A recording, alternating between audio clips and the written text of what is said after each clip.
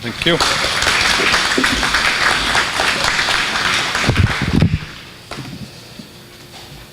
These working? Maybe need to go up a little. It's a privilege to be here today. Thank you all for coming. Another great privilege in my life began at age 13 and continues today.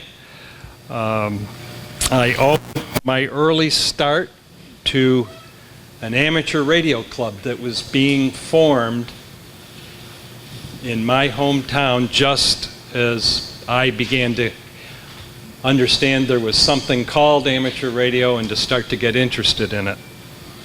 And one of the club's first initiatives was to offer weekly novice classes, both code and theory. And we met in the conference room at the local civil defense office on Monday nights. And I was fortunate in my timing to be one of the very first to start taking those classes, and also one of the very first in the first group that graduated and got novice licenses. Well, right after that, this new club then started doing some other activities, and one of them was to provide communications during quarterly civil defense drills that were held in my hometown. And back then, and I think the age group is right for this group, we used those funny little things called Gonset communicators. New definition of portable. And I felt at age 14 at that point quite a sense of accomplishment as I rode shotgun around the city with a club member who had a driver's license. Some years later, well beyond my college years, long after I had my own driver's license, and serving as president of the Radio Amateurs of Greater Syracuse, I became involved with emergency preparedness once again. And we had exercises where our club supported the Onondaga County Civil Defense Organization. Participants in these exercises were responders from many organizations. In addition to the civil defense people and our radio amateurs, we had doctors, we had nurses, we had other hospital staff, we had fire departments, police, city police, and county sheriff's deputies all involved.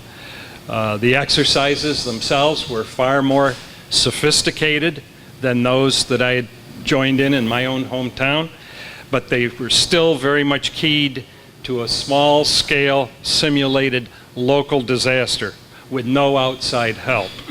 And while I certainly appreciated having much lighter and smaller 2-meter rigs to work with by then, to my mind, the best part of each of those exercises was the post-mortem that followed.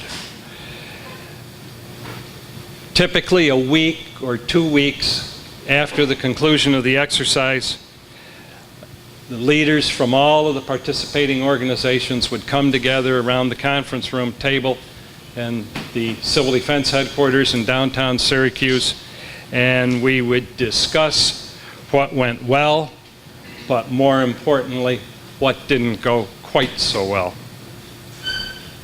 Well, that was then and this is now, because all of that was long before 9/11. And since 9/11, the general public has heard and assimilated many new words and acronyms. Interoperability, FEMA come to mind.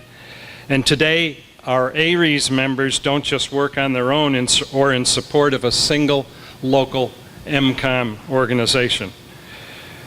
Most of us now have a professional emergency preparedness arm of our local town or county or city government on the other end of a 911 telephone call. And there's also FEMA and the Red Cross and Saturn and the Southern Baptist and many other groups. So establishing priorities, both as individuals and at the ARRLs group level, are additional aspects of what we have to be concerned with today. And making sure we speak the same language as our partner agency or agencies is not just important, it's an absolute requirement. Against that backdrop, a little over 3 years ago, the Public Service Enhancement Working Group was formed under the aegis of the Programs and Services Committee of the Board of Directors of ARRL. Its charter was and is, and I'm paraphrasing, to examine the League's public service posture and offerings in a rapidly changing MCOM world, and then develop an updated MCOM plan for the 21st century. And the first stage of that plan is our new ARRLs plan, which was approved by the full board at its January meeting, its annual meeting this winter. Until 2 months ago, two months ago, the working group was chaired by Dale here, who very cleverly handed it over to me before this forum. Dale has moved upstairs and is now the new chair of the Programs and Services Committee itself, and I was invited to join the working group in his place. Along with me as an equally new member on the team is Northwest Division Vice Director Mark Tharp, KB7HDX, who replaces Jim, who has gone on, as you heard just a moment ago, to other things as well. And I'm hopeful that Dale and I will be able to announce the addition of another board member to the team in the next couple of weeks. But the working group isn't just comprised of board members. Continuing on the working group are headquarters staffers Steve Ewald, WV1X, Ken Bailey, K1FUG, David Isger, N1RSN. These are the guys who help us understand the implications of converting board policy to league practice, because they're the ones who will ultimately be responsible for the actual mechanics of implementation at headquarters and in the field. And of course, Howard and Norm Fusaro, our Director of Operations at headquarters, participate in our meetings when appropriate. And these are, for now at least, they're all teleconference meetings, and we hold them either every 2 weeks or when things get hot and heavy, every week. Under Dale's leadership the past bunch of years, the working group has made significant strides. In addition to the release of a new ARRLs plan that I mentioned a few moments ago, some other accomplishments include the introduction of ARRLs Connect, an online database and reporting system for ARRLs participants. An updated version of the ARRLs Standardized Training Task Book is now available.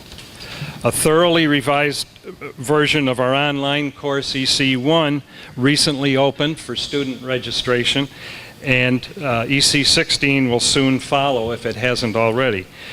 And additional mentors for these in-house courses have been obtained to meet the rush of students who have already signed up, and it's also possible to take EC1 on a mentorless basis.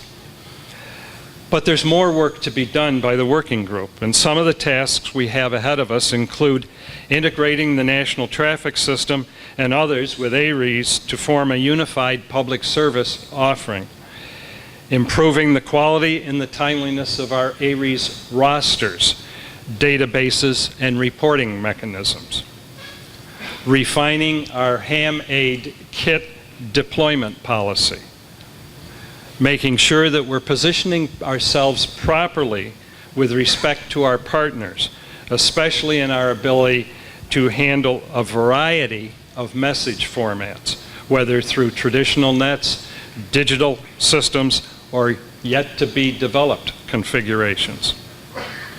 Examining how to enhance the consistency of our MCOM skills from ARRLs group to ARRLs group, or from participant to participant within each level of our ARRLs structure. Developing with headquarters and proposing to the board a formal means of frequently and regularly updating MCOM procedures and standards.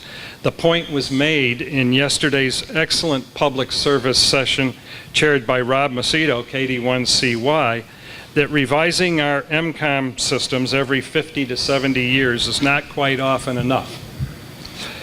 And finally, communicating these and other improvements to our partners, our participants, and our local communities. As the working group tackles these and other tasks, I and his team made ample use of review and comment from field volunteers, all during the development of the new ARRLs plan.